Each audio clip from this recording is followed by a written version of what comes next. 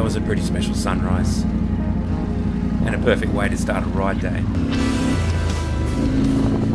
Of course, we had to stop for a breakfast of champions because athletes like us must look after their temple.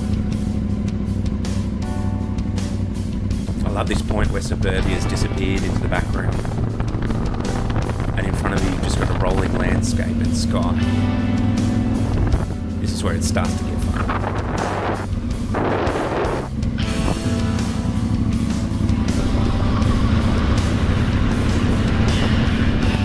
Of course, this time in the morning in Australia you have to be on the watch for kangaroos. This idiot had just headbutted his best mate. And you got to take time to take in the views around you as well. While you could argue for a taller windscreen to keep the buffeting noise down, the 890 is pretty good to ride on the road. But honestly, that's not what I'm here for. I'm here for that part where the road ends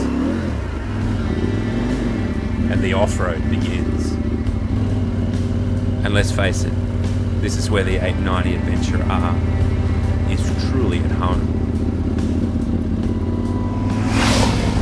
It's pigeonholed as being something of an aggressive adventure bike, and there's certainly some truth to that. But in fact, it eats up these passive miles so well, which is really important because we ride so much of it here in Australia. Our bike had the larger rally pegs fitted, which I've never ridden with before and loved. We also had the optional Akrapovic exhaust. It doesn't add too much to the power curve, but it does give it a nice growl, and of course it helps save weight.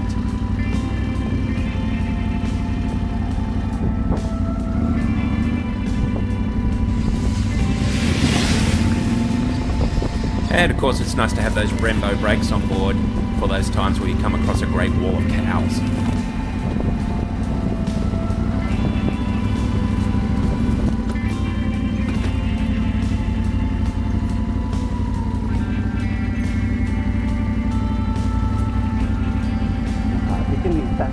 I don't know if you're anything like me, but when I'm on a ride I've always got to see what's around the next corner or over the crest of a hill. I can't let it go unseen. And every now and then you're rewarded with an amazing trail or an amazing view that reminds you just why adventure riding is the absolute best. At this point it was getting bloody hot, but luckily you can stop and strip the sleeves off your fly racing patrol jacket and open all the vents in your pants. So when I was planning this ride, I came across mention of some caves, and I thought that'd be a fun thing to go and explore on the way up. I didn't actually research where the caves actually were though, and I didn't tell Sneddo that either. So when we pulled up on a beautiful 38-degree day, we thought we'd just stroll up the hill and find some caves, but poor planning leads to scenes like this.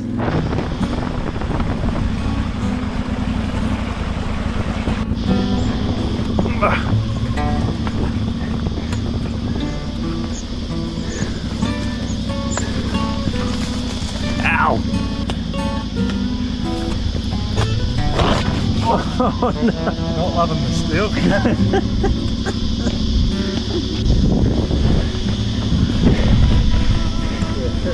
This is a good idea. 6, 7, better.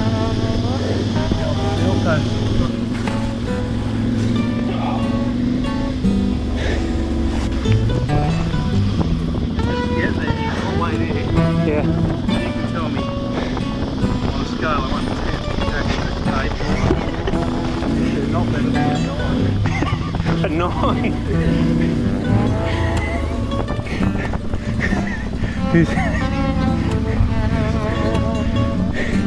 This was a Google suggestion, not mine. While you're there, visit the caves. They're easy to find. But I do not see any caves. It's a good view.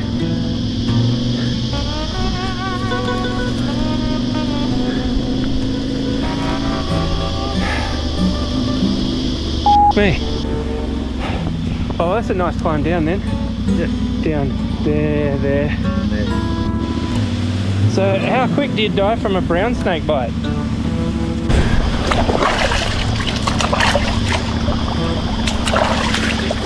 So we climbed all the way at the top of that hill. and we went right to left, left to right, and we didn't find any caves. Not a sign of a cave, nothing but a hole full of old BB cans. This cave business is bullshit.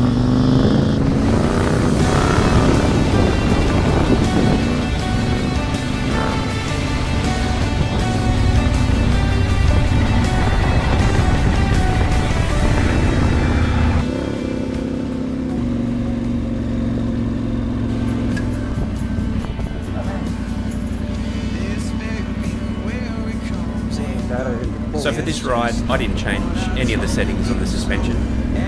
I have ridden with the WP Pro kit before and it's absolutely stunning. But I have to give kudos to this stock stuff, it's pretty damn good. I rode a lot of the time in rally mode, where I had the throttle sensitivity set on street and the motor slip regulation set on 4 or 5 most of the time. One of the great gifts electronics has given the 890 is a malleability of the power delivery. You really can ask the 890 to become any sort of animal you want it to be. If you want mellow, you'll get mellow. If you want huge bursts of horrendous aggression, just ask and it'll give it to you. And the electronics are also very easy to use on the fly. With the 890 thankfully sticking with the old switch block and not moving to the 1290's new configuration, which I'm not a big fan of.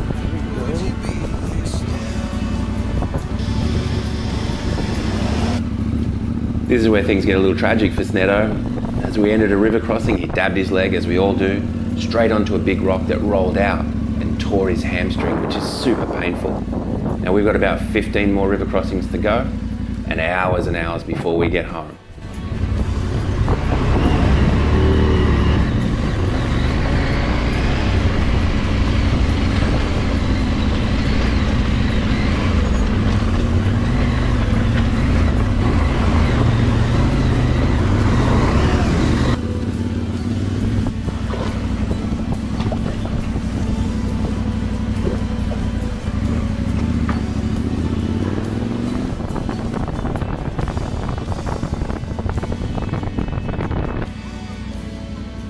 That unique drop-down fuel tank design that KTM took from its rally racing team gives the 890 an incredibly balanced feel that makes riding tricky terrain much easier than on any other big bore adventure bike. And an incredibly neutral steering feel means you can just grip the bike with your legs, point it where you want it to go, and power on.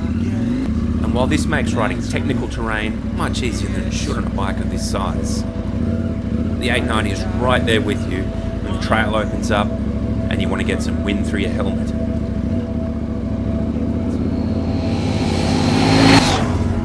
Yeah, these are the days we live for, right? Perfect weather, beautiful landscape, good mates, amazing bike.